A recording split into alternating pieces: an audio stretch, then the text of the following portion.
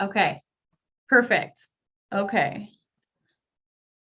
I'm sorry, I'm having some technical difficulties. One moment. You're fine. That's why I told you I wore the headset. Okay, perfect. Okay. Well, hello, everyone. Welcome to Soul Sessions podcast. My name is Brittany Porter, and I'm here with my dear friend, Marie Spiroff. I'm so excited to have you today. We always have great conversations. We do. I'm very excited to be here. Very honored that you invited me on here. I very much appreciate it. I'm very honored to have you here as well, Marie. So Marie is a mystic psychologist, and she is also an oracle intuitive and channeler. And then you are the podcast host of HP3 Pod. Yes. Yeah. Yes. Do you want to tell everybody a little bit about the services that you offer? Sure. Just briefly, I would love to. So disclaimer, I am not an accredited psychologist by any university. I am a mystic psychologist through Hermetic prophecy and through training of the mind, body, spirit, oracle, and everything that I have walked through in this life and the million others before now and the million to come after.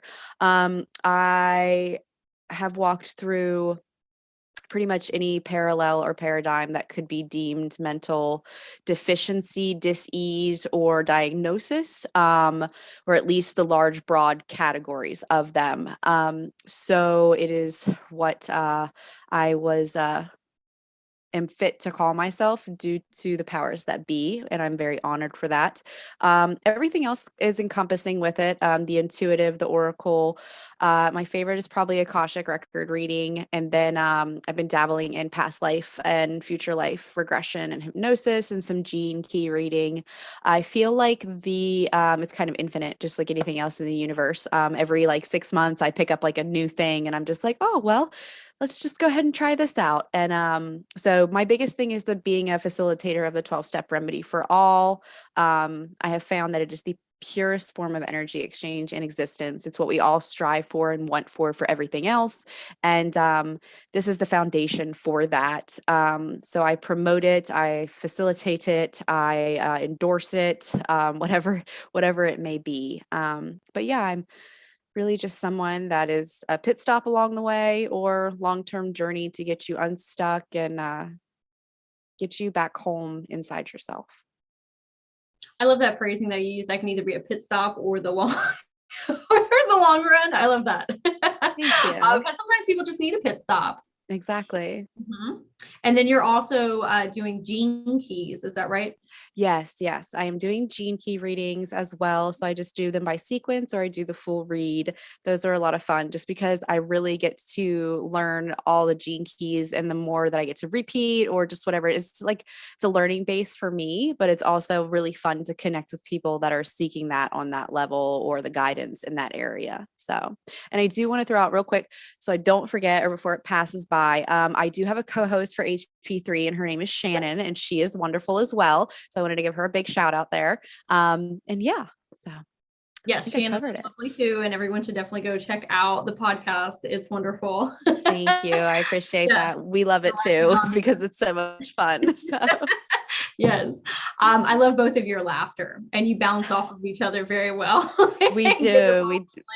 We definitely do. It's a very it's a unique dynamic that we have, I think, and I really enjoy it. It makes me feel whole in the portion of like entertainment and bringing the message that we're trying to carry, because both of us are very much about healing and love and unity and all being one, but we have such different perspectives that we enter it through, so it kind of covers quite a bit of area that I wouldn't be able to cover myself or herself, and so it just gives us a fun little run. Beautiful. Can you say the name again and then where everybody can find the podcast as well? Sure thing. It's called HP3, and then it's on Spotify and iTunes. We do have some of them up on Luminary, but I think we've kind of fallen off there, which I need to get back on.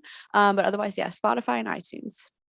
Great. Okay, perfect. And also, I wanted to talk to you a little bit about the Mystic Psychologist. Oh, yes. And what that means to you as far as being a Mystic Psychologist. So a mystic psychologist gives me the ability to use the intuition, the telepathy, and all of the groundbreaking things that I am invited in to see when someone enters into a session with me. We use different things, maybe like young archetypes. We use part of the stuff from the 12-step remedy. I like to call that getting down and dirty with your soul. It has a lot to do with clearing the clutter and clearing your street. And it has a lot to do with also taking accountability. Nowadays, I have found in my experience, I went through therapy for like 20 years, and it gave me too much control. Every time I walked into that therapist's office, I talked about the same stuff, the same trauma, year on end, loop on loop. It wasn't until I really stepped into focused-based therapies like EMDR and like things that were specifically focused to traumas and events that I really was able to navigate outside of that. And what I found was all of those therapists took control of the sessions. Like I didn't get to walk in and be the boss anymore. Like I was running my life right into the ground anyways, so I shouldn't have been the boss to begin with, but especially not in therapy, because you're seeking healing, like you're seeking something and you have no idea what it is. So if you're given the reins, how are you really supposed to find what it is? Does that make sense? Like It does. I just ran my head into a wall year after year after year. It wasn't until these specified therapists started taking control. They outlined it for me. They paced my sessions. We did the different, like I did prolonged exposure. I did art-based therapy where I had to like draw a cartoon, not a cartoon book, but mine's a stick figure, a book of my life and all of the different traumas. And it was read back to me by the therapist so I could find compassion for myself. And hearing the story, there's certain parts of it, it would trigger that I hadn't processed fully yet.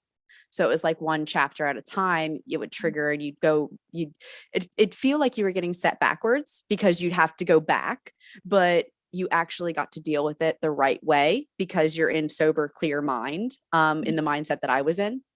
So in Mystic Psychology, we build the rapport of trust and allowing me to lead you and allowing me to probe with the deep, dark seated shadow questions that some people find, I don't want to say abrasive, but normally if you weren't in a trusted environment, they would be like, why would you ever ask that?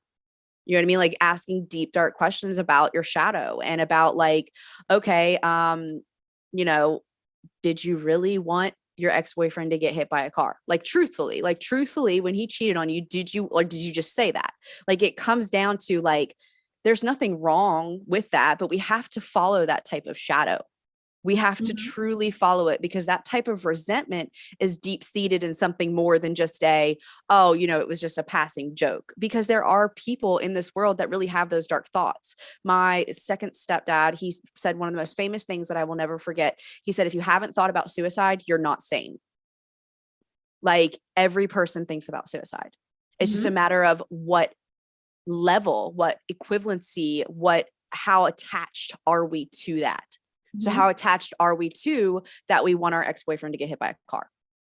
You know what I mean? Like that attachment to that is deep seated. And that's what we want to dig out. That's what I want to dig out, is that deep, dark shadow in the base root of it. So that way it can turn from the shadow and the darkness and the tree, filtering off into like the negativity to the shadow and the brightness that comes to life with the beautiful floristry. And, you can sit and swing underneath of it and not breathe in toxic frequencies and all of that kind of stuff. I love that. It's almost like you are holding a lantern for people and you're saying, I know the way to get out of this cave that you're in the shadow realm, and I'm going to hold the lantern and I'm going to grab your hands and I'm going to walk you out of it, opposed to some other therapies where it's like, let's shed light on it and you figure out how to get out. I love that you said that. And I wish my journal's like over there, so I'm not going to go grab it. But I did a deconstruction reading recently. And I was struggling with the part that sometimes I do play that, you know what I mean? Like that play, like, even though I'm walking your hand through the darkness, you having to face your own darkness, you get pissed. Like people get mad and they get angry and they want to deny it at first. And I have to kind of stand my boundary and be like, this is denial. Like, this is what this looks like. Like, I'm here to support you. Most of the reason that people are afraid to admit is because they're so afraid that I'm going to judge them. The thing is I'm a recovered addict. I was a thief for 20 years of my life. I lied, I stole, I manipulated, I used my victimhood. You know what I mean? Like, I did a lot of things. And it's like, I have no judgment for anything that you could tell me that you did. I don't care what you did. All I care about is making it not a burden to you anymore, and making you realize that you are just as lovable as the Saint Mother Teresa. You know what I mean? Like, but in the deconstruction reading, she got to the fourth shadow, and she quoted it. She had to write it down. It was something like, I am the monster in the mist. So what she saw me as was like this creature with like a planet right here. And I would tap it like with my talon, and there would be this mist cover the planet. And then when the mist would remove from the planet was like basically going from, like, say, Earth to Avatar. Okay. So that's what the mist does, is it completely transforms and takes away the illusion of being asleep. So I am the monster in the mist, or that brings the mist. I can't remember the exact wording. And the mist frees you from the illusions of unconsciousness and what you aren't aware of and what you have been asleep to all of these years, which is the programming, the survival mechanisms, the survival modes, the trauma bonds. So many people don't realize that when we are in a trauma bond, that we actually transmute our abuser's behavior. And we pick it up and start subtly acting like that person. And the more and more of a tie, or the longer and longer of a relationship we're in, that's why you see so many couples start acting alike. But, you know, when you're a victim of a trauma bond from a young age and you carry it out through these relationships, like, you don't understand why you act certain ways or things like that. It's, you literally pick up that unhealthy behavior in the wiring in your brain. Like, it's just a frequency that then navigates itself, and you've got to be on the same frequency. You know what I mean? Even if it's a forced frequency. And so it's easy to say, like, it's really not your fault. You know what I mean? It's just the way that the world has been wired for so long that we're all victims of it. The question is, do you want to stay a victim, or do you want to become a survivor and then take it one step further and become a thriver? And so that's kind of how I look at it. That's what I try to take from it. And that's what I try to bring to every client, is just the love that creator consciousness has for them in creating them, even through whatever they're harshly judging themselves for, and getting to the root of it. It sounds like you're providing some tough love, but that tough love is to strip away everything that society or experience or environment has layered upon their energy body. Because like you're saying, it's not always that person's fault that all of those things like occurred in their life or happened to them. It's just things that are built on top of your layeral body. And sometimes you get so deep down in it, it is hard to get out without somebody holding that lantern for you. Well, that, and I love the way that you said, like, strip down with hard love, because it's like, yeah, there's no facade of love here. Like, I love you in the sense of, like, I love each one of my clients in the sense of, I have no judgment for you. I will tell you the best route, like oracle wise, prophecy wise, all of those things. And I can tell you what's going to come of which route.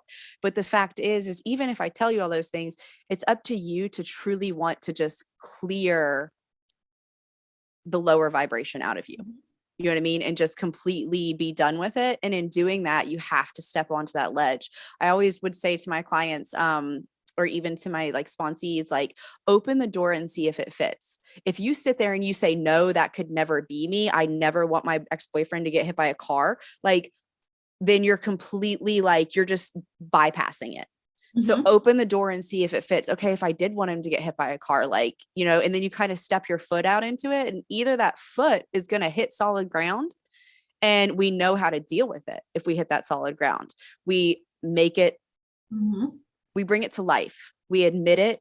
We get that toxic out of our body. Because when we keep those secrets, it's kind of like the 4 agreements, how it talks about white and black magic being words, except for whenever you keep your secrets inside of you, like those wants and those desires and those shadows, that actually turns into black magic inside of you and becomes toxic and lowers the frequency and lowers your vibration little by little by little, compound on top of compound on top of compound.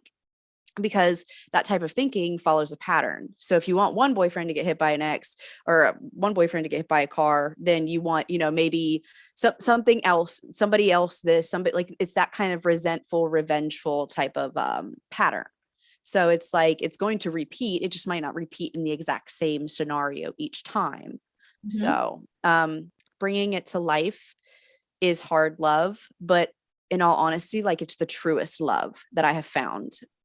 It's how I've found the truest love for myself, and how I can offer the truest love to other people as well, because it's not the codependent kind of love where it's like, oh, I want to love you, or I want to give you this, and I want you to feel better. It's like, I want to help you. I want to help you feel better. I don't want to make you feel better. I want to help you feel better.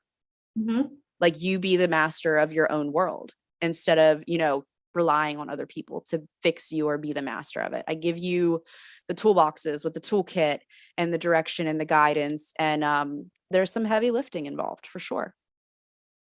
Like you said, that is a very high form of love, the highest form of love, because you are like, I'm not going to sugarcoat things for you. If we want change, this is how we're going to do it. And you're right, behavioral patterns tend to roll over into different scenarios until they're uncovered and unrooted.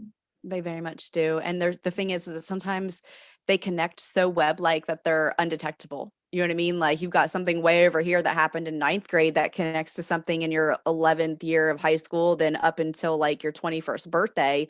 But yet 3 different groups of friends, 3 different behaviors, like one you were partying, one you were studying, one you were at the coffee house, like that, you know what I mean? But the incidents, all of it's connected. And you would never guess it just because, but it all is rooted in, say, like shame or embarrassment or need for attention, something like that. And that sounds a lot of what you do too, is make those connecting pieces and say, how do all of these look similar to one another? Yeah, pretty much. Exactly. Yeah. I get to connect. I get to just basically bring like the web to life and just be like, ask yourself how the answer from this question now migrates down to 3 questions down. And it's just that I can see the neuron pathways in somebody else's head as we're going through, whether it's the worksheets or whether it's, conversation of them talking about their trauma. I know a lot about that aspect. And now I realize more and more that it's their neurons that I'm watching what's happening in their brain, basically. Mm-hmm. Do you feel like that you are intuitively, psychically picking up what is going on up here, but then you can also watch body language and the micro changes within people when you're speaking with them? So it's kind of like a physical representation and an internal representation. Very much so. The biggest giveaway, though, of course, is just the energy attunement, the immediate flux shift, the stop, the decease, the recoil, like the close off, the shaking legs, the like biting nails, all the fidgety stuff. What they go from to where it's at now, how calm it becomes, how heightened it becomes, and also the defensiveness. Defensiveness is always the first key. The moment that the defense comes in, that's when the ego is stepping up and like trying to be like, oh, wait, now I want control of this because I think I know how to keep you safe better than anybody else does. And we know very well by now that the ego is not the construct that we want to live by. It is not what keeps us safe. It is a survival mechanism. And we have to learn to befriend the ego like we do the shadow in any other part of us. But that itself is, I think, the longest journey. I think it is one of those just part of what makes this all a nonstop journey is the ego is that tool with us, always keeping us aware or giving us the ability to be aware. And we can either succumb to the ego or we can challenge the ego. Mm-hmm. Do you feel like you have to tell some people that healing is always a journey? It's always a journey that you will always be on. There's never stopping point where I am healed. There's definitely but there's for different circumstances too. Like, you get the people that like they've done the worst of their trauma, so they think, okay, that's it. You get the people that have had kind of more of a rosy posy life, and so they don't think that their trauma is maybe as bad, so they don't they kind of overlook it, or they're more of like willing to let it slide. Like, trauma is trauma. It does not matter like the different variations of it. It's the trauma that you chose to experience to help you, awaken, ascend, transmute, learn alchemy, whatever variation or perspective you want to have that trauma serves you. Trauma is still trauma.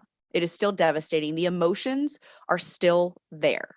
And the emotions are really what is similar and what keeps us all linked. The stories behind our trauma, that's why we're not supposed to get too attached to the stories. That's why we're supposed to allow the narratives in our lives to constantly change. The emotions are what matter. The emotions keep us together. The emotions are what eventually brings us to love, to unity, to compassion, to empathy, to understanding, all of the spiritual principles. I tell people all the time, a trauma is relative. Very much so. Your trauma is your trauma, just like somebody else's trauma is their trauma. It's very relative. It very much is. I get people sometimes will be like, well, my trauma wasn't as bad as yours. And it's like, there's no good, there's no bad. It's like, there's no hierarchy here. There's absolutely no hierarchy. What if in the past life when we knew each other, it was vice versa? You know what I mean? Like there's no hierarchy. And we also forget too, to really encounter, like, I don't want to bring too much of the past life into it because I get concerned with people then using that as like a scapegoat or an excuse to more victimize themselves in a sense, or to go down the rabbit hole that maybe they shouldn't quite be going down. But to make the playing field all even, like we've probably all experienced it all. It's just in this life, some of us chose to be brutally gung-ho. Some of us chose to have it docile and sweet and peaceful. Some of us have chose to never wake up in this time era. You know what I mean? Like, so it's like, really honestly, what's the real trauma here? Never waking up, or having trauma and being able to wake up, or, being on this even killed plane where you think that I've seen so many people get so insecure about being on the even kill plane because they're not experiencing the extremity that someone else has. So how are they as powerful, or you know what I mean? Like, no, like your power comes from within. Your power comes from knowing that no matter what you experienced, that you have the ability to transmute, transform, and alchemize. And your power just always grows with that. You don't like, it's just, I love the meme or whatever that, I always say those weird, but, it's the one of the girls, like smoking the cigarette, her hair is all blown out. And she's like what is it? Like going to rock bottom because I understand alchemy. Like, I'm an Aries, so I chose to do that. Like someone on the Pisces level probably didn't chose to do that, but I do know a couple Pisces that have. But at the same time, like, I think signs, they matter, but they don't matter in that choice. And I really just think that it's the same way that it is in the dimensions. Like there's not necessarily that anybody is higher or better than another. It's that we all just have a position that we serve in. And we all know that we're all equal, but some people are on a council of light, or a council, and other people are in the sixth dimension living their life out on this planet and past Pluto, and they're loving it. Like in light body form, we understand that there is no competition. There's no trying to, you know what I mean? Like, and I think that with Earth and ego, of course, that's really hard to avoid. And so it's just always about comparison instead of finding the similarities. I find the more that you can find the similarities, the more that you can bond, you can gain matching and higher frequencies, and you can heal. And like you said, somebody can be having a very difficult journey in life and someone having a very easy time in life, but you may have had roles reversed in different lifetimes. That is whatever that you soul contracted for your experience for this time. And like you said, when we can find those commonalities, it brings so much healing, and knowing that we're looking through source through just a different perspective. Well, source experiencing itself differently. I agree. And then you have the two perspectives that say, well, I really wish that my life had been easier. And the other person is sitting there thinking and admiring your strength and your courage, wishing that their life had been harder. It's like you chose what you chose and you are where you are for a very specific reason. So it's like, when do we get to actually start appreciating that? Like that key piece of the puzzle to say, I appreciate how I was made, what I was made for, and why I am here. Like we are not meant to be perfect, but we are perfectly created, and we overlook that all of the time. When I was going through the spell of why is this happening to me? Why did all of these things happen? Because I experienced a lot of trauma myself. I was like, why? And then one day I woke up and I said, you know what? I'm a person that really likes challenges. Like I really like challenges because that's where I experienced the most amount of growth. I was like, I did this to myself. See, like, I'm so contracted to do all these things to get to where I am right now. And you probably did the same thing too, because you and what the work that you do, you can create these big, giant, open, safe spaces for people because you have experienced so much. And so you can relate to almost everyone because you have been through so many things. And when you go into therapy, not that therapy isn't great, it's wonderful. You can tell when someone has experienced what you have experienced or if they have not. And the person that has experienced it is going to give you a much deeper level of healing with whatever that is that they're working through.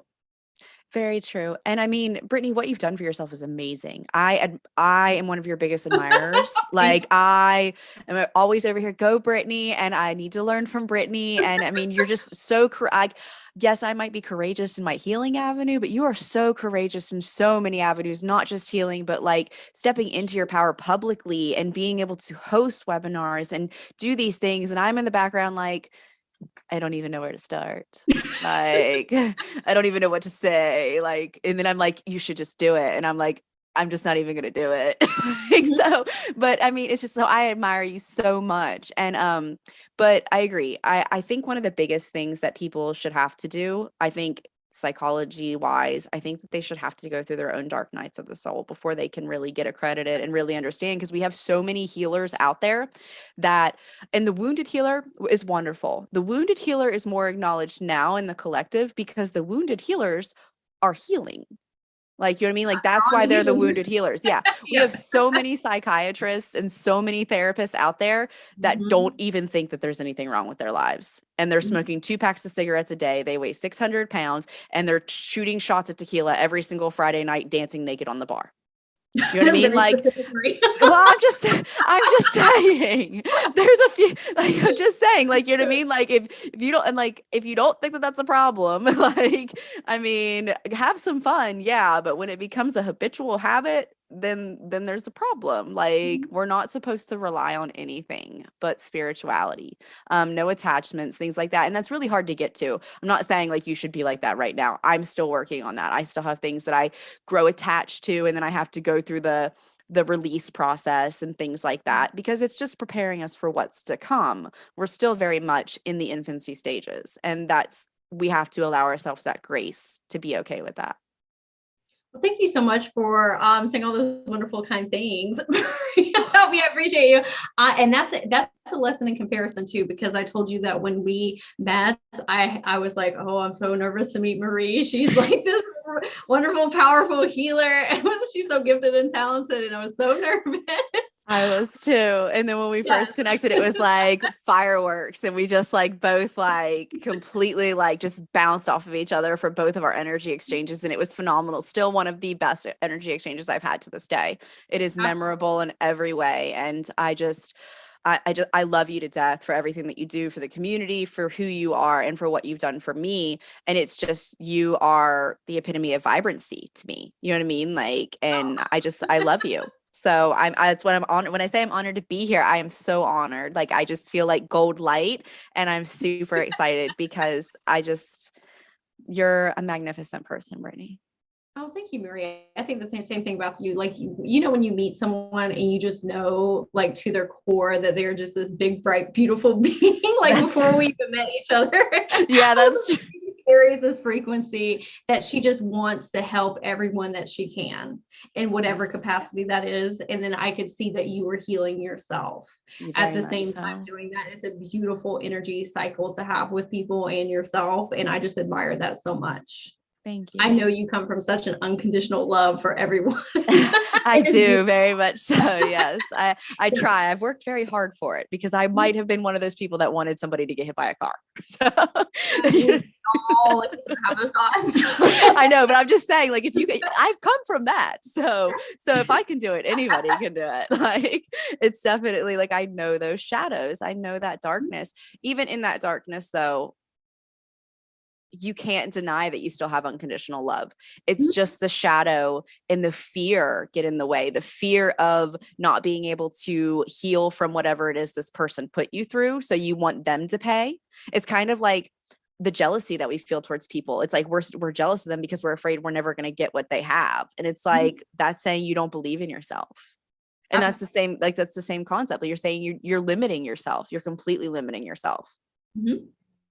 I was listening to a podcast earlier, and the person who was speaking said, if you could ask God or source of the universe any question, I said, and I want to hear your answer too, but Okay. I said, how do I fully embody myself? That is the question that instantly came into my head. And I sat with that for a minute, and it said, you have to fully accept and love yourself unconditionally in this moment right now. I think that mine would be very similar to what yours is, but maybe a different perspective or concept.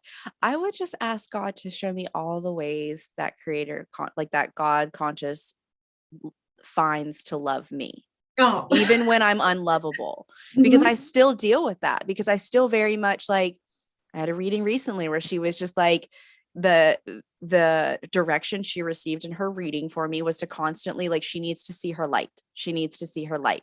So even though we know how powerful we are, we still feel undeserving. We feel, like, like that we could relapse into old behavior at any point in time, that we're afraid that, it's all a facade, or, like that there's so many of that fear consciousness still floating around, because that's what runs this earth still, that, we combat that regularly. And even though we've defeated our own consciousness, like our own direct neurons and pathways that say you're not good enough, you still have the world's consciousness that you battle.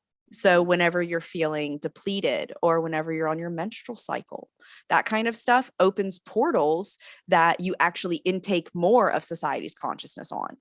And it's like, sometimes we forget that. We forget to think about, okay, what day is this? What is my body feeling? Have I just been sick? Am I on my cycle? Like that kind of thing, because we take it on more. And like I said, we just forget sometimes. And sometimes I forget that. I forget to disown it and learn how to transmute it, and just, like, kind of offer advice to that floating thought, instead of, like, send it back to its owner with advice, or send it forward to where it's going next with advice. So that way the next person can tackle it a little bit better than where it came from. So it reminds me of, have you ever had it? I've had this all growing up, where you get a really good idea, like for an invention, and you just automatically, like, you're just like you just kind of like yes in your head, where you're like, yeah, that would be a really cool invention. And then it like passes on, right? Like, that's like a collective conscious saying, like, this idea would, like, and it's like a voting system, you know what I mean? And then finally the idea reaches somebody that can actually fund it and put it into motion, and that kind of thing. So it's kind of like that with the healing. Marie, have you ever read Big Magic? No, but it sounds very interesting. Okay, so Elizabeth Gilbert wrote. I love her. Oh, do you know her? Okay. Yes. Oh my gosh, she's one of my, like, favorite quote artists. I don't think I've read a book by her yet, though. But her quote on soulmates is one of the most riveting that have stuck with me for years and eons, probably. But please go on. I want to hear this. I didn't mean to interrupt. So do you know what the quote is? Do you remember the quote or not? I can probably Google it, but go ahead and I'll Google it while you're doing that. It's okay. So Big Magic basically talks about the concepts of what you're speaking on, of that ideas are actually their own consciousness forms. And so it will find the person who is going to take that to fruition and go with that person. But if you think about it and you're like, I don't know how I'm going to make that work, it will leave your consciousness. And she gives an example in the book that Nikola Tesla I love was him. creating. Yes, me too. He was creating the radio. But then there was another gentleman on the other side of the world that was also creating the radio. Now, Nikola Tesla had a bunch of different projects that he was working on. He started it first, like his blueprints for it, but he put it on the back burner. And then a couple months later, this gentleman created the radio. And now he is accredited with bringing that to fruition, even though Nikola Tesla started it in the blueprints. I love that. Did you know that the same story is wrapped around the invention of the telephone? And I did not. believe the light bulb as well. And there's a bunch of historical stories. I want to say that Graham Hancock, but nobody credit that, or, because it might be completely wrong. But I just remember my mom ranting and raving about all of these studies that they do underground in secret laboratories, and the countries have competitions. So they put like scientists in teams of like 6, and they have them like on a project, and they don't see like the face of the earth or whatever, that there's no contact or whatever. And the 2 different countries finish within like weeks of each other. Pretty much like the exact same thing, inventing all of that stuff. And it just shows how consciousness works through everything. That is so interesting. I have never heard that before. Underground. Yeah, there's because like they made it seem like super CIA operative, I guess, like underground scientists and all that stuff. They had to make it very dramatic, as the government usually does. But I did find that quote. If you want me to spit it, I would love really to. quick. Yeah. Okay. Yeah. So it says, people think a soulmate is your perfect fit, and that's what everyone wants. But a true soulmate is a mirror. The person who shows you everything that is holding you back, the person who brings you to your own attention so you can change your life. A true soulmate is probably the most important person you'll ever meet, because they tear down your walls and smack you awake. A soulmate's purpose is to shake you up, tear apart your ego a little bit, show you your obstacles and addictions, break your heart open so new light can get in, make you so out of control that you have to transform your life. And for me, this is actually twin flame status. This is actually like what happened, but I was on my way to meeting my twin flame, and my soulmate, one of my soulmates, his name is John, and he's a wonderful man, married, 3 kids now, love him to death. But he was the first person that really shook my life up, was a mirror of me. We were going through post breakups when we collided and stuff like that. I don't really use that term for soulmates very often, but I think that they are a very minute frequency of what a twin flame frequency is. So I think that soulmates are very much capable of this, but the twin flameship of this is like, I really can't. I don't have any other description for it, but like it's just explosive. So anybody that has their twin flame pretty much knows. But there are docile twin flame, collisions. So, but yeah, that's my favorite. That more scaled down. Yeah, just a little scale down. Because some of them can be very tumultuous, and like you said, or like the quote said, like you're saying too, oftentimes it seems like it's a negative when those people like come into our life and it's so tumultuous, but it's almost like you soul contracted together to create the chaos to spawn your growth. Exactly. It's really honestly like just full on frontal alchemy, in my opinion. Like it's like, beautiful. I love that. If you really like, I mean, like you got like, you got, how hard do you want to alchemize? You know what I mean? Like how like full on, it's like that hard love, soft love, you know what I mean? Like that, it's the same type of like with the mystic psychology that I offer, where you're talking about hard love. It's like, you got somebody that can walk you down this very gentle path, and that path might take 50 to 100 years, or you have somebody that can bulldoze you through this mountain, and you're going to end up scathed and cut and bruised, and you know what I mean? But it's going to be the adrenaline rush of your life, and you come out, the other side in 10 years. It's everybody's own like soul preference, and like the purpose that we're here to serve too. So, it's like, never doubt where you are, because you are where you are for a reason, and you're exactly where you're supposed to be. Same with relationship wise. But twin flame ships can be very traumatizing, yes, especially when there's trauma bonds and codependency and addiction and every other tumultuous form of suffering intertwined in it. I was with my twin flame for a long time, a very long time, and it was very tumultuous. And I held so much resentment for the things that occurred. Right. And I was very much in victimization mode, even though things did happen that were very traumatic to me. Right. I held so much resentment. And I realized that what a beautiful blessing that this person signed that soul contract to do that. Like, I know that hurt them having to do that. Right. And what I got out of that was the most growth I have ever received in that short amount of time. And I said, oh, now I see why I had to go through this to get to where I am right now. And I actually thank and appreciate that person, even though it was a very rough ride. It is. Yeah. And that's beautiful because it takes some people so long and lifetimes and they get so bent out of shape over it. So to see how twin flame ships can end up as like a peaceful friendship, which I'm hoping is kind of what you guys have now or whatever it may be, because you saying that obviously indicates that there's nothing on your side of the street. And then with mine and my own twin flame, we're still learning how to navigate the waters together. Because we've done like we did the collision, the repellation, and now we're back for like the holy union. So it sounds like you just kind of did it in the backwards order that we did. You know what I mean? Like you guys like were together first, then, and ours, the way that it was set up, it was the other way. And we're still learning to navigate though. For sure. He is a very intuitive, conscious being, but he's not really into woo.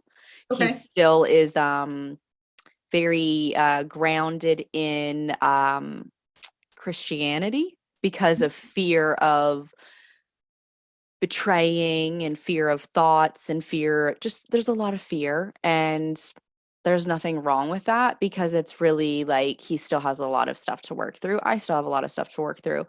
But I don't believe we were supposed to be in the exact same space right now because otherwise we might be feeding off of each other too much. Whereas it's like I'm learning my independence more so through the route that I'm being, navigating and that type of thing. And it's me just, it's the trust that I have to step forward. The trust in myself, the trust in him, the trust in the universe, the trust in our plan, and patience, lots and lots of patience for me because I'm a Aries. I'm a gung ho, like pedal to the metal. Like if you, like, I will jump feet first. Yes, like exactly. Yeah. Like I ain't scared, like that kind of thing. And he's a Pisces, so yeah, yeah. So but we do love each other.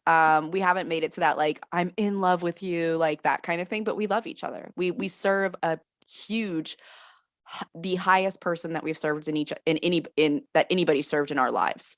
And so we know that we're there for each other, and we know that we're just helping each other grow. But there was a lot of trauma. There was a lot of addiction and some there's some trauma. There was definitely some trauma.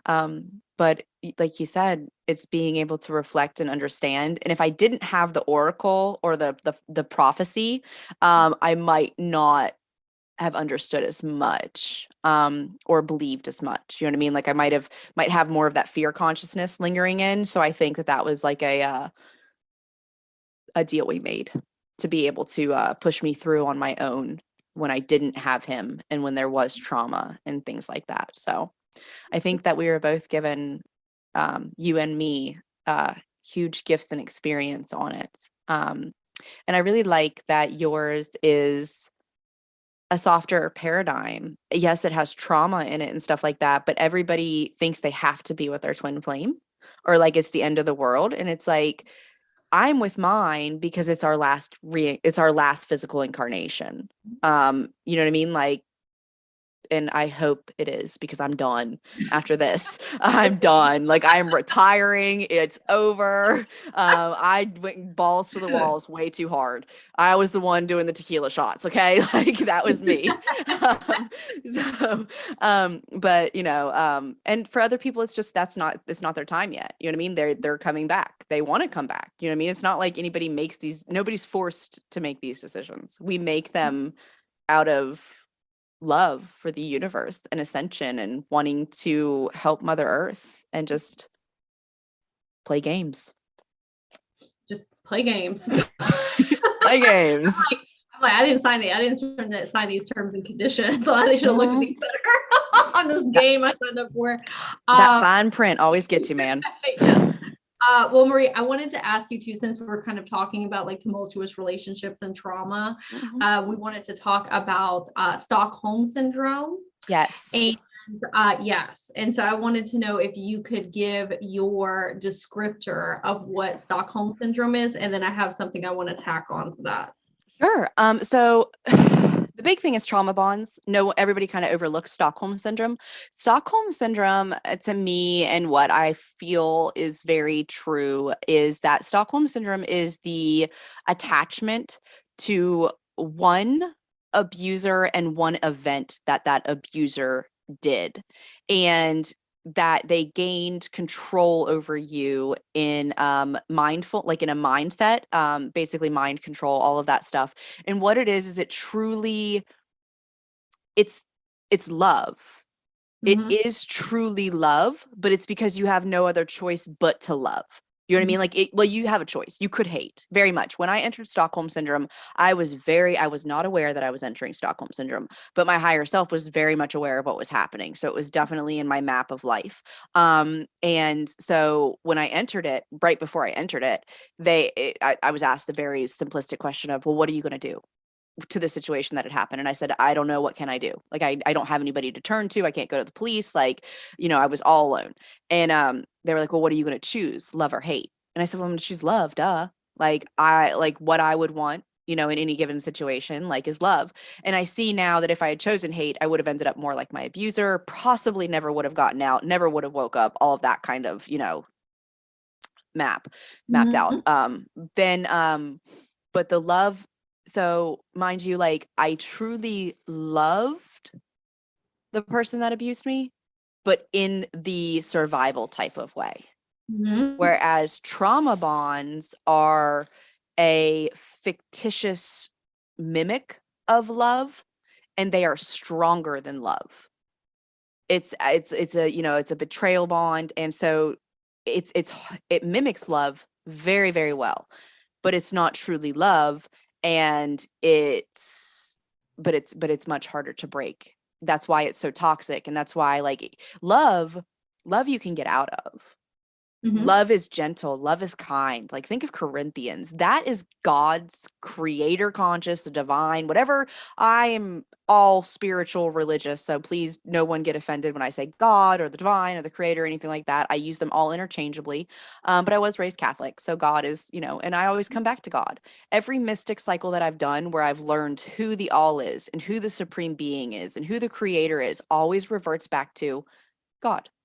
And I think that's because that's what we chose to call him too. You know what I mean? Like, but anyways, so the Corinthians is the promise of how God would love us, of how creator conscious loves us. Everybody uses it for like their wedding vows. No, it's the promise that is made to us. And so if we listen to that and we follow it, we understand that it's patient, that it's kind, that it's forgiving. Love allows you to leave. A trauma bond does not allow you to leave. Stockholm Syndrome doesn't technically allow you to leave, but I did get an out. What would you like to tackle on? I would love to hear. I'm interested. Well, that was beautiful descriptors for both of them. It was a great job clarifying both of them and their distinctions. So let me ask a question before I jump to the Stockholm Syndrome. So with trauma bonds, do you think one of the reasons that it's so difficult to get out of those is because people get addicted to like the highs of like the stress and negativity, because you can get very much addicted to stress, and then you go into like the love bombing stage, and then you get flooded with dopamine and serotonin, and then like Yes. addicted to those hormonal cycles with that person. It very much is. It's actually one of the post-acute withdrawal symptoms that you come out of from trauma, from in PTSD. You go through post-acute withdrawal, and same with addiction. Like whenever you are finally quitting drugs for good, post-acute withdrawal symptom is when your brain rewires itself, and it's like it has all of those in detail, that those are things that you'll experience. And so for like 2 to 5 years, your brain is rewiring itself, and the dopamine and the serotonin, it will seek those roller coasters out. You will create chaos when there is no chaos to create. I do think that one of the reasons that trauma bonds are so, no one is immune, they're so widespread, is because they do majorly happen between a parent and a child. So, and then once that happens, that's the pattern that is set for your life. Even though like some trauma bonds are more conflictual or more roller coastery than others, like there can still be trauma bonds even in like peaceful, docile marriages. It's just basically the mimicking of, we repeat those generational patterns. We also repeat trauma bonds. So that's why everybody always tells you, take space after a breakup, truly heal from that breakup. But there are very, very rare, seldom people that I have ever known that actually do that. And that's because even the smallest thing, like a lie at the beginning of the relationship, and then now you're regretting ever being with them that long, and you should have broken up with them back then, or you should have just left them then, and that kind of stuff, like that could instill a fracture of a trauma bond that can then still grow, or it has already grown because you decided to stay with them. But then now you're reflecting back to 3 years earlier with this resentment. Like that's a betrayal that, you came back to. And so that therefore behavior afterwards could be considered trauma bond. Yeah, all of these things like put so many lenses on us as how we like perceive the world and relationships and ourselves. Like you were saying, if you have a trauma bonding with a parent, that is literally the lenses that are put on your face to like see everything, and you react to everything through those lenses. Exactly. And sometimes you don't even know you have those lenses on because you were a small child and they were put on. And you don't see anything wrong with it. It's in your programming. Society is okay with it as long as you pay your mortgage and you don't beat your kids, and you're not in jail for DUIs on the weekends. You're good to go. You know what I mean? It doesn't matter like what your bad habits are, or that there's always productive and destructive, habits, and nobody has a perfect balance of it. The trauma bonds definitely influence those, for sure, especially the younger that they're created, the more completely unaware that there is even one that's ever been created. And they can create over the smallest little thing, just like trauma. I mean, that's why it's trauma bonds. And that's why like somebody falling on the playground after a bad morning when they're 6 years old, and a teacher not being there to like give them a Band-Aid in a timely process could be traumatic to someone. You know what I mean? And then like, there's so many ways that we cannot predict how trauma forms in the brain, which would bring me to diagnoses. And that's something that I look forward to the day that it is more mainstream, is that things like bipolar and depression and all of these chemically imbalanced diagnoses, a lot of them are actually formed after birth, but no one can pinpoint, oh, this was done when you were 2 years old and you fell down the steps, or this was done, you know what I mean? Like, or this was done when your mom and dad had a knockdown, drag out fight and you don't remember it, like that kind of thing. You know what I mean? Because like fear can create those, and then it gets stuck. And so like so many diagnoses can actually be transmuted out, given the right psychotherapy, the right spiritual therapy, and the less medicinal and prescriptive therapy. But, we live in a society that wants to control and mandate how we heal because they don't believe in the intangible.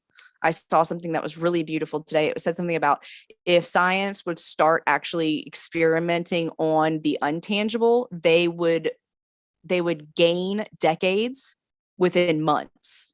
Whereas we only do what's like viably tangible. So therefore we're always going to be at the slow snail pace. But like borderline personality disorder, I developed that. Most people when they, well, they've had that since birth. That's bipolar. I developed that.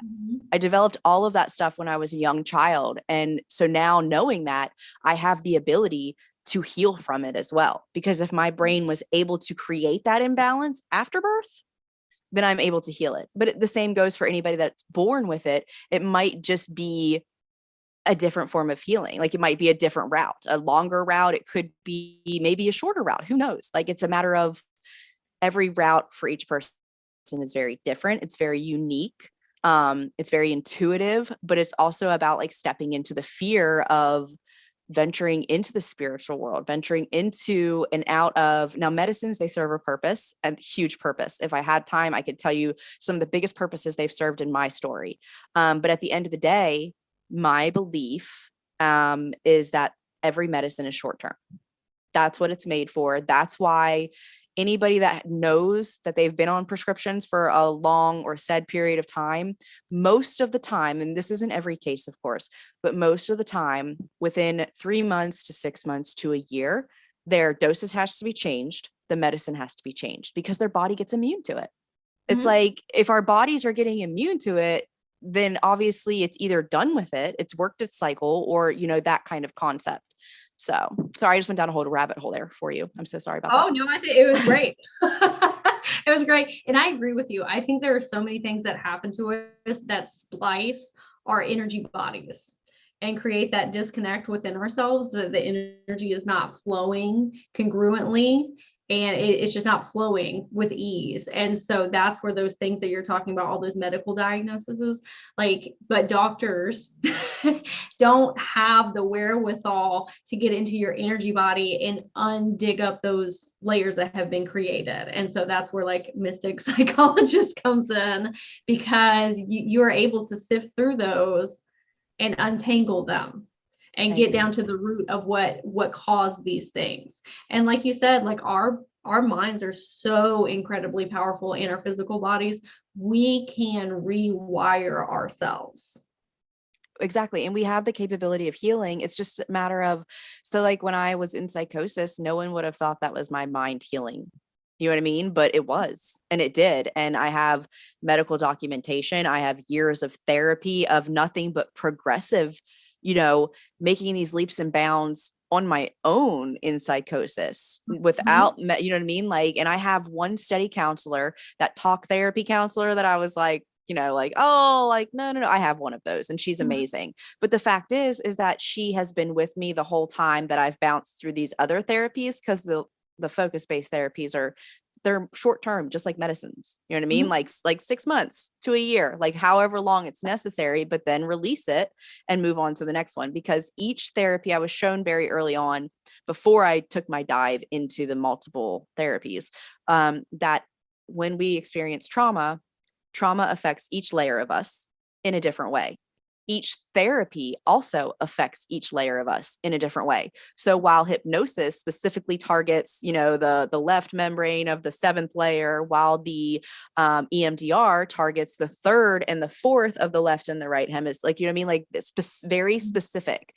It's kind of like Jung is so praised, Carl Jung, so praised in psychotherapy and all that stuff, but he is actually the point of a 5-point star of therapists that molded a lot of the theories in psychotherapy. And Freud is one of those. There's a few other ones I can't remember them off the top of my head, but it's showing that we can't all do this on our own. We all need these different pieces to fit together, and how we fit them together is very congruent and unique to us.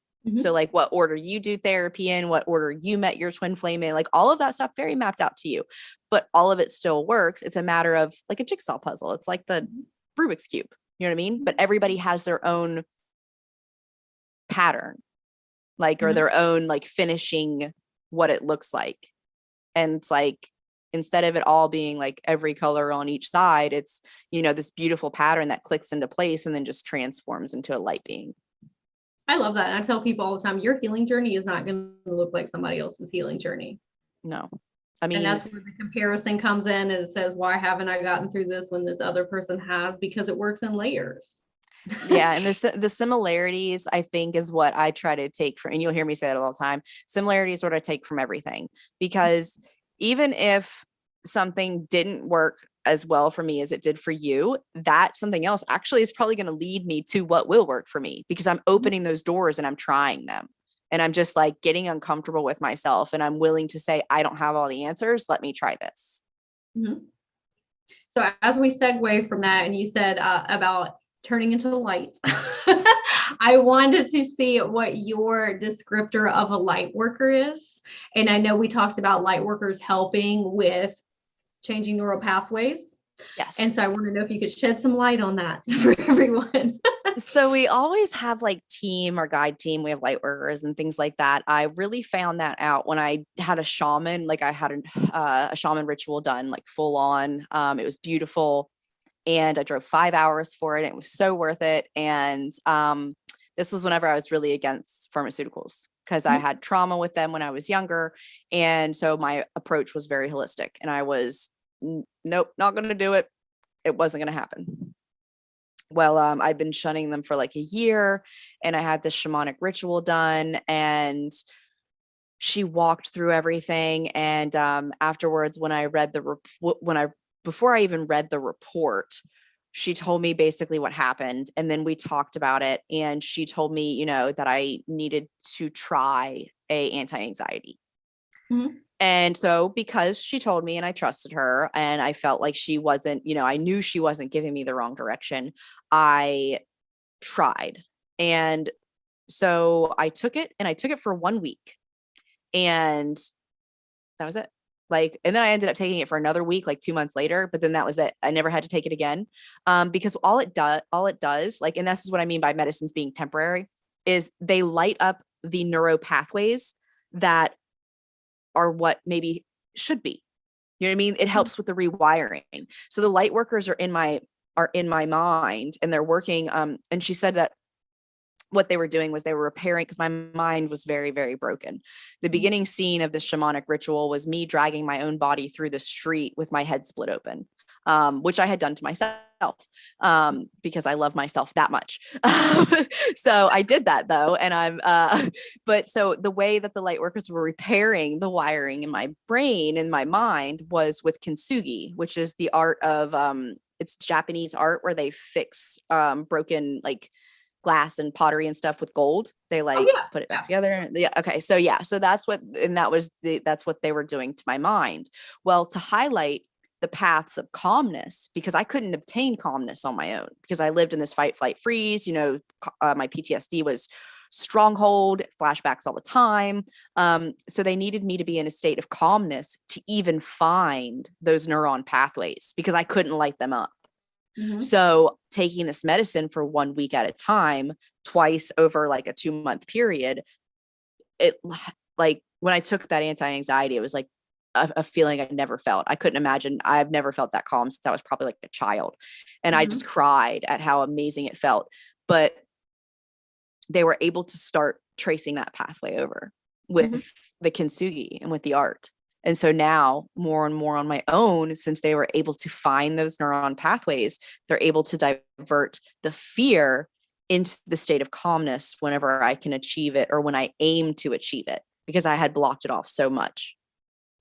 So it was really beautiful thing to find out. And then also, like, someone like Amy Spicer, she works with a light working team. You know what I mean? Like, if anybody Mhm. ever has ever had a session with her, which I highly recommend, sometimes you can get the visual of that. We all, as energy healers, have light working teams. It's about getting to know them, which I highly suggest everyone do.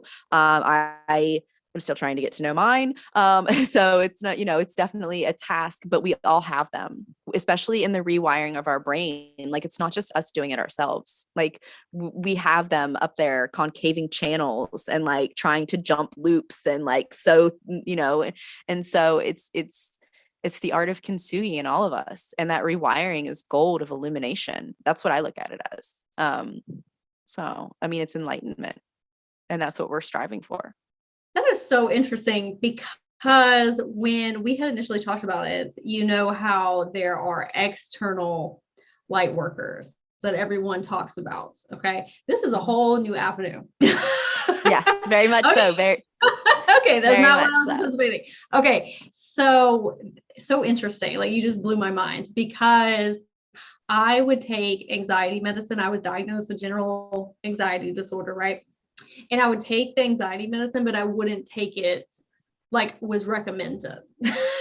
Not saying that for people to do that, okay? But I would do it where I would take it for like a week and then I would be okay. And I think that, like you were saying, it was showing me what it could be. And so it gave me the fuel to keep working towards that.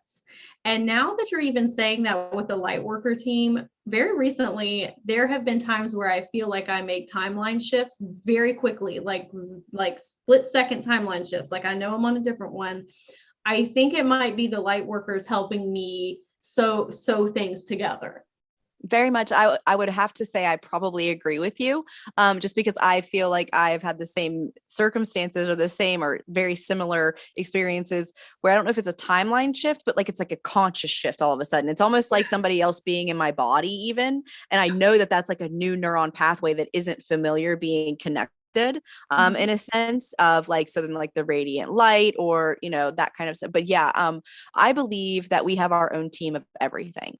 And it's just a matter of, we have a light working team that if they're working with us to help other people heal, why are they not working on our own healing? You know what I mean? Like our teams are gifts to each other because they have keys to unlocking each other's doors, but they're also very much, what brings us back home, what brings us into illumination. It's their home too. It's their state of, or at least not their state of being, but it's what they've contracted to help, and it very well might be part of their home. If you think about it, if we're fractalized soul pieces, these light workers could be fractalized portions of our own soul. Mm-hmm. And so like our team is still us. It's just, we have part of us that's light beings that are helping rewire our brain manually and, with ancient gold pottery. I just imagine all these tiny little angels in my brain. I know, right? Like flying around. My inner child just came out hardcore. Yeah, it's just like, so Marie, what would you recommend for people that are just now hearing this information? Because same, what would you recommend? Because it feels like it's resonating in my soul. Like that's what I've been experiencing, right? I haven't been able to put a name on it. So what would you recommend for people to start working with their light team, like that, consciously start working with them and connecting with them? The willingness, the intention, the asking questions, you know what I mean? Like there is nothing in creation, including God consciousness himself, that doesn't want to be questioned. You know what I mean? That doesn't want to be learned about or taught, or they want to teach. They want us to learn. They want us to, understand and gain this wisdom and gain this knowledge because, if we're part of the game, they're part of the game too. You know what I mean? Like, so the better communication, the better leveling up, the better understanding that we have of ourselves, the more that we can understand how we don't just have our brain, but we have our heart brain and our gut brain, and we have all the other million chakras in our bodies. And it's like, okay, so, we can communicate with ourselves much better. And that helps us ground much better. And also like, that's where the attachment kind of can invert to. And then the attachment to outside can start to release because you feel safer inside you. I love that. Intention and attention really does a lot. Yes, very much so. I agree. Yes. Okay, Marie, I know that we're coming up on time here and I don't want to hold you. Where can everyone find you? So on Facebook and Instagram, I'm just Mystic Psychologist. And then I have my website, which is mariespiroff.com. It's MarieSpiroff.com. It's like Smirnoff, 2 letters off of the fortune, unfortunately. So yeah, that, and then the podcast again is HP3 on iTunes and Spotify. And I think that covers all of it, Brittany. Beautiful. I have personally had a session with Marie and it was life-changing. You really, Thank you. really helps me balance my feminine and masculine energy. And I cannot thank you enough. I'm eternally grateful, and taught me what those really mean. Thank And you. how I can bring them together to provide even more healing for myself on my healing journey. So thank you. And I recommend you to everyone. Thank you. I mean, the same goes, I mean, goes both ways then. Thank you. I really appreciate it. I do also, on my website, it doesn't say I do offer sliding scale for fee and energy exchanges. So if anybody doesn't happen to see that on there and wants to still reach out, please don't hesitate. But thank you again, Brittany, so much. I enjoyed every second of this, and I am so grateful. Yes, thank you, Marie. I love you so very much. And I am so honored that you were here today. Thank you. And I know everyone's going to love this podcast. It's going to be great. This episode. I hope you have a wonderful, magical evening. And to everyone else that will be watching this in the future. Thank you. Bye. Bye.